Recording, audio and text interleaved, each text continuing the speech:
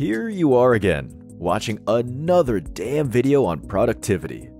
To your credit, you've been doing all the productivity hacks the YouTube gurus have shown you over the years, but so far, nothing has worked. The $600 noise-canceling headphones, the color-coded fancy calendars, the incense you burn all day that started to make your head spin, the focus and productivity apps, all the tricks and gimmicks you employ, all in a bid to be more productive. And all they buy you is a week of a little more productivity at most. And on cue, as if something snaps back to its place in your brain, you revert to your old procrastinating self.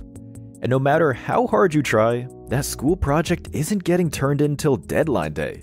That YouTube channel you started is abandoned before it got any traction.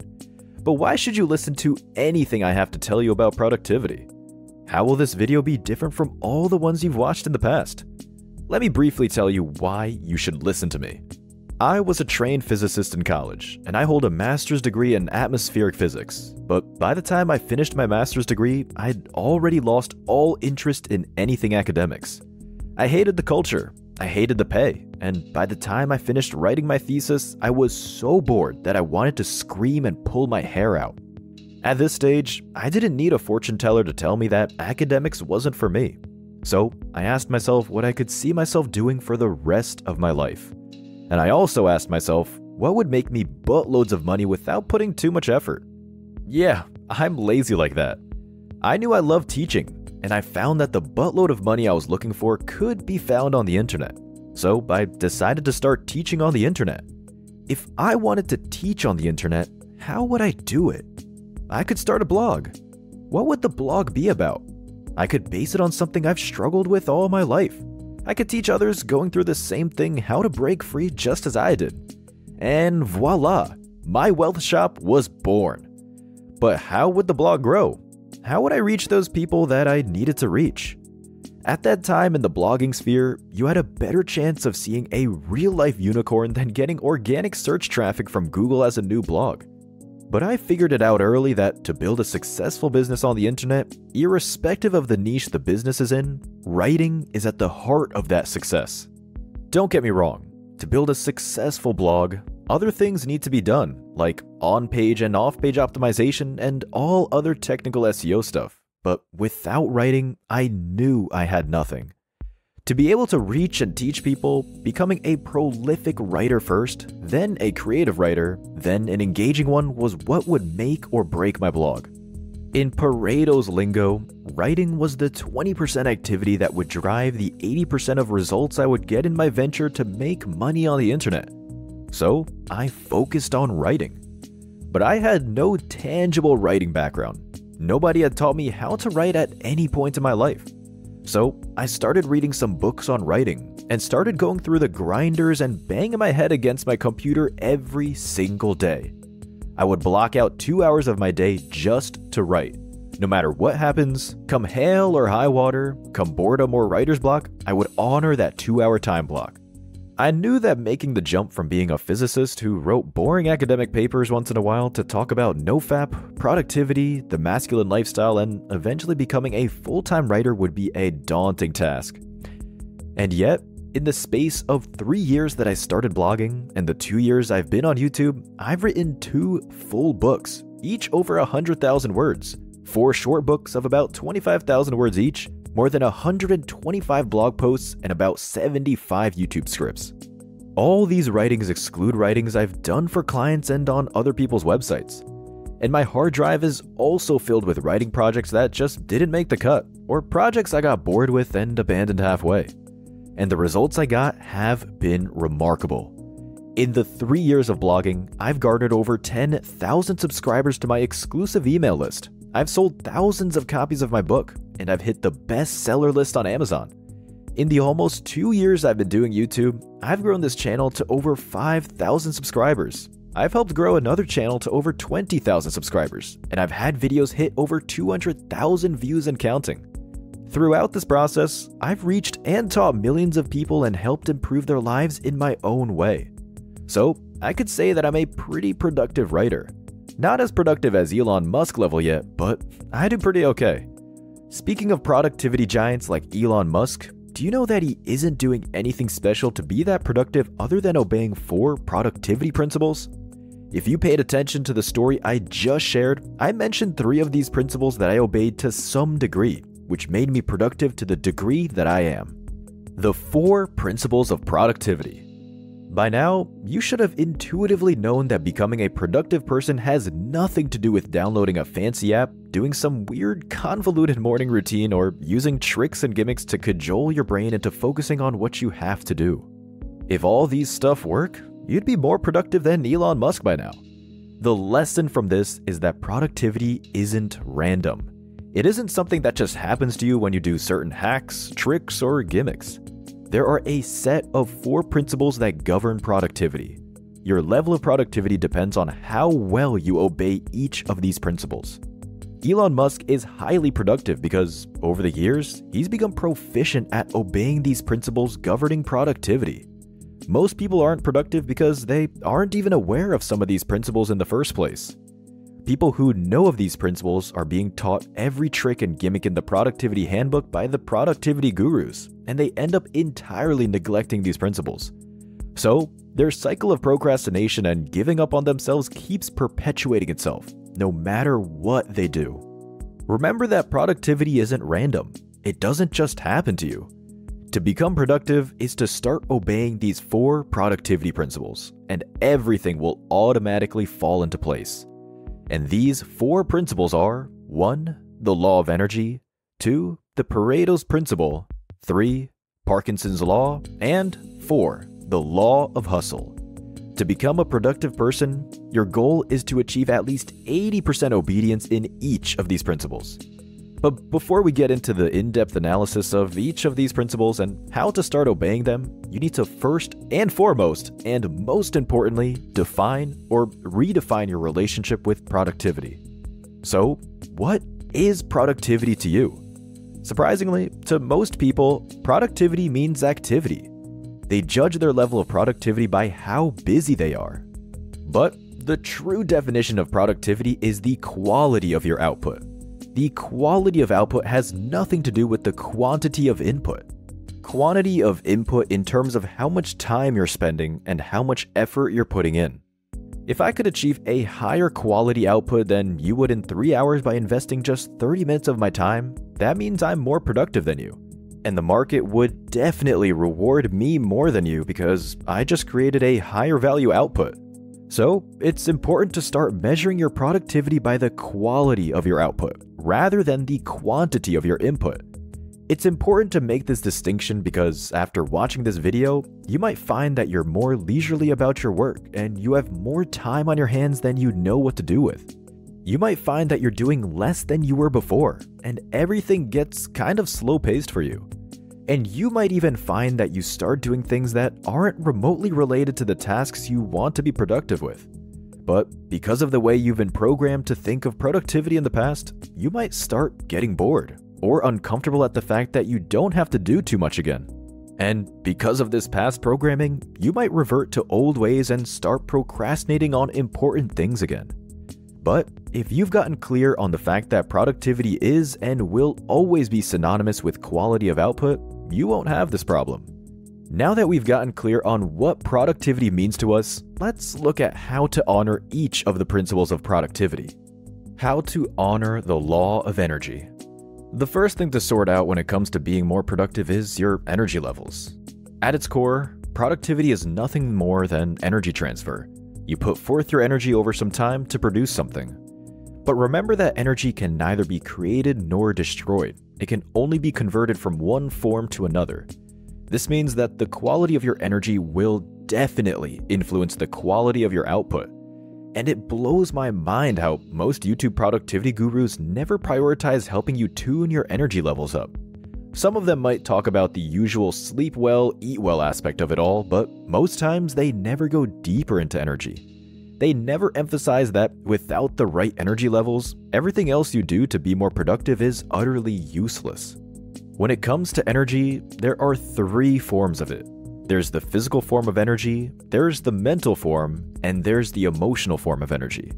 We rarely talk about the emotional component of our energy, sparsely talk about the mental, and mostly talk about our physical form of energy. To optimize your physical energy, you should exercise regularly, eat healthy diets, prioritize your sleep, and practice NoFap if you're a guy. To tune up and optimize your mental energy, you should also exercise regularly, eat healthy diets, prioritize your sleep, practice mindfulness meditation regularly, and avoid distractions and multitasking like a plague. To optimize the rarely talked about emotional energy, you should also exercise regularly, eat healthy diets, prioritize your sleep, practice mindfulness meditation regularly, be more optimistic about things in your life, and learn to let things go. What you'll observe is that of all the things you can do to tune up these energy forms, some things keep coming up for each form of energy. And if you do these things regularly, they positively affect all your energy levels across the board. This makes these activities non-negotiable if you want to be more productive. And these productivity non-negotiables are: Number 1. Prioritize your sleep. This involves getting at least 6 hours of sleep every night. You might need more than that, but that would depend on what your body wants. Don't be deceived. Sacrificing sleep to get more done is counterproductive. There's nothing out there that kills productivity more than lack of sleep. Elon Musk, in an interview with CNBC, said he's tried to sleep less than 6 hours a night, but even though he's awake more hours, he gets less done. And he also found that he got serious brain pain from getting less than 6 hours of sleep. Number 2. Exercise regularly. The research on the physical, mental, and emotional health benefits of regular exercise is conclusive. Not only is it conclusive, it's unanimous. The only gray area left is which types of exercises give which types of benefits the most. But one thing I've realized about exercise is that the ones you feel the most resistance to doing, like weight training, push-ups to exhaustion, high-intensity interval training, running, and so on, have the most benefits for the regions of your brain you'll mostly need to be highly productive. Like the regions of the brain responsible for tenacity, willpower, dopamine regulation, and so on. Aside from the mental benefits, you become more energetic the more you exercise, and that's also a good thing for productivity. And because when you exercise regularly, your brain secretes more serotonin, endorphins, and dopamine, you gradually become more emotionally stable and you feel good most of the time. And that's also a good thing for productivity. I do about 3 sets of the 7-minute HIIT regimen religiously every day or every other day. No gym, no equipment, just a simple 7-minute HIIT. And it works. If you're thinking you're too busy to exercise regularly, just know that the busiest man on earth, Elon Musk, even finds the time to exercise about 3 times a week. Number 3. Eat healthy diets. This could mean incorporating fruits and veggies into your daily food intake. It could mean going keto, carnivore, or incorporating intermittent fasting into your diet. You need to do your own research here. Find what foods put you in the optimal state health-wise and energy-wise, and eat more of those daily. Number 4. Practice mindfulness meditation daily. Just 5 minutes of meditation every day is enough. You don't have to go all esoteric or monk mode when it comes to meditation. Even deep breathing for a minute at intervals can get you more productive. The more you meditate, the more you get used to boredom. The more you get used to boredom, the more you can focus, and the less you get distracted by your mind. Also, the more you become familiar with your mind, the more you realize how it keeps you in a perpetual state of fear, anger, grief, shame, and other negative emotions that destroy your productivity. The best tool to get you started on meditation is the Waking Up app. I've been using this app for more than 3 years, and it's helped me meditate better. Without doing all these 4 energy basics religiously and regularly, chances are you'll never reach the level of productivity you wish to attain in your life. So, if you plan on skipping these 4 energy basics, you might as well stop watching this video here, because anything else we discuss further down the line won't work. Seriously, stop watching the video. Still here? Okay. That means you've decided to start doing the 4 energy basics regularly. That means you think that I'm not just talking out of my ass. That means you wouldn't mind liking this video, dropping a comment, subscribing to this channel if you haven't, and turning on the notification bell so that this video and this channel can reach more people and help more people. Thank you for doing that. You might think that some people don't do any of these energy basics regularly but still manage to be productive. You have a point. But the fact is, these people will just have a mediocre level of productivity, just enough productivity to get by. The kind of productivity you have before watching this video. If you and these other people start doing these 4 energy basics regularly, you will unlock another level of productivity that will amaze you. The Elon Musk level of productivity. And these basics are important because they're the foundation on which every other principle thrives. Without this foundation, there's no structure to be built. How to honor the Pareto's principle. Pareto's principle, in its simplest form, states that only 20% of efforts drive 80% of results. It sounds simple, but I can bet you top dollar that it's much deeper than you think. When this principle is ignored or not properly obeyed, you become a busy person, but not a productive one. If you look at any productive person you know, like Elon Musk, be sure to know they're adherent practitioners of this principle. In a USC commencement speech, Elon, in his own words, said, "Focus on signal over noise. Don't waste time on stuff that doesn't actually make things better." Elon understands that it's 20% of efforts that bring 80% of the results. You can see him honoring this principle when he took over Twitter and let go of almost 70% of the staff he met. He figured out that the company was just bloated and that it was just 30% of the workforce that drove relevant outputs. And even though there was a widespread panic that Twitter would shut down when he let go of these people, instead, the platform became faster and cleaner, as he was able to get rid of all the bots, and he even monetized the platform for creators. As a result, their daily use skyrocketed. They continue to break all social media platform records, and I'm sure the company will soon start making substantial profits. How can you start honoring this principle to become more productive in your own life? You start by figuring out the ultimate result you want to achieve in a perfect world. Then, you hone in on those few things that will move the needle to get you those results. You do need to take some time to think about what those things are. To get an idea of what these 20% could be, you could do some research online or ask people who have gone through the process you're about to go through. And once you've figured out what they are, start prioritizing doing those things daily. Devote 80% of your time to doing them. And if you're struggling to figure out the 20%, maybe because you have no prior experience in that field or there's nobody you can see who has gone through that process, maybe you need to start how you will. And with time and experience in that field, you'll figure out what moves the needle, and you should start prioritizing them more. I always honor the Pareto's principle in anything I do.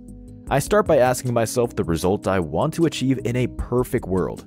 An instance of me applying Pareto's principle was the story I told you at the beginning of this video of how I honed in on writing as the 20% of building a successful online business. Using Pareto's principle effectively, I've narrowed down what takes others more than 10 years to achieve to just 5 years of hard work to produce the same result. I've narrowed the gazillion things I could do daily to just 2 hours of writing daily to make my online businesses thrive. And don't be deceived. Pareto's principle doesn't just apply to your work. You can apply it to your health, your relationships, your friendships, your spiritual life, and your emotional health. For instance, I found that just 30 minutes a day of HIIT exercises helped me maintain my cardio health, maintain my muscle mass, build new muscle groups, and be a fit person. I found that instead of going on complicated diets and counting calories compulsively, practicing intermittent fasting and eating a keto diet every other day works as my healthy dieting. When I sucked at dating, I found the book that spoke to me and followed every piece of advice in that book, and I got the results I wanted. I found that everything I needed in my mental and spiritual health can be found in just 20 minutes of meditation and 15 minutes of reading every day. I spend just 1 hour on these 20% groups of habits daily, and I get the results all across the board. So, after you've honored the energy laws, the next thing before you even start the work is find the 20% that matters. And after that, you're set to move on to the next principle of productivity. How to honor Parkinsons Law. Parkinsons Law states that tasks flow into the time allocated to them. According to this law, if a task takes 30 minutes to complete and you dedicate 3 hours to that same task, the task would somehow fill out that 3-hour time slot. When this law is not obeyed effectively, you might feel like you need more time to get things done. Or you might take forever to complete a task, or always cut it close to your deadlines before the project gets done. I'm here to tell you that you don't need more time. You have the same number of hours in your day as Elon Musk. You just need to start obeying Parkinsons Law better. And the only way you can start obeying Parkinsons Law is by practicing aggressive time blocking. Time blocking is allocating blocks of time to particular tasks during your day.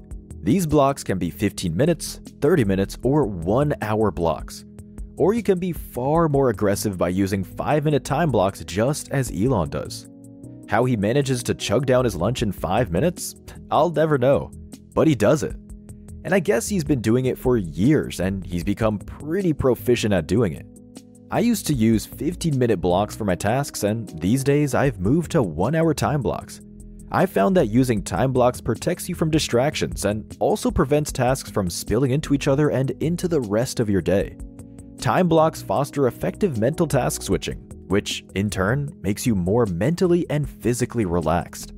So, after you've gotten clear on your 20% and you've broken the 20% down to the tasks that you need to do daily, then you need to put these tasks into time blocks that work for you.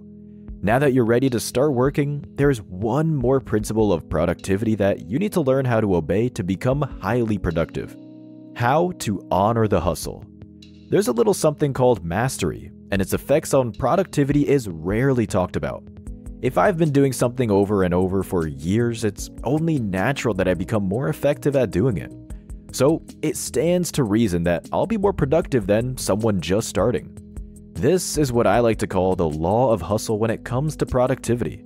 This law encourages you to have the knowingness that it might take more time to get some things done when you're just starting out. So, to properly honor this law, you need to grind it out. Get your hustle gloves on. It would take your sweat and blood initially, but it will get easier. The more proficient you become, the more productive you'll become. Take Elon Musk's life as a case study. He didn't just become the guy who builds businesses and makes them thrive overnight. He didn't just become the productivity guru you know overnight. He's been building businesses for a long time. He's been practicing these productivity principles for a long time. He's put in the work. He's had many successes and many failures under his belt. The success stories you know, but the failures are not talked about enough. Did you know that early in his career, he was rejected by Netscape? He was ousted as the CEO of his own company Zip2. PayPal was once voted as the worst business concept of the year. Tesla was failing hard before it became profitable, and when the 2008 recession hit, he was so broke that he was seriously considering axing either of SpaceX or Tesla. But instead of beating himself up, he learned valuable lessons along the way. And all this hustle made him the master of business and productivity you now know. Your favorite YouTube productivity gurus didn't start out this way. If you look at their initial videos, they didn't even know what productivity meant.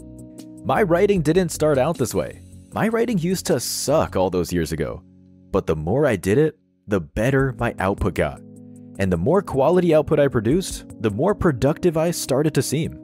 So, cut yourself some slack and know that some tasks will take more time when you're just building the expertise.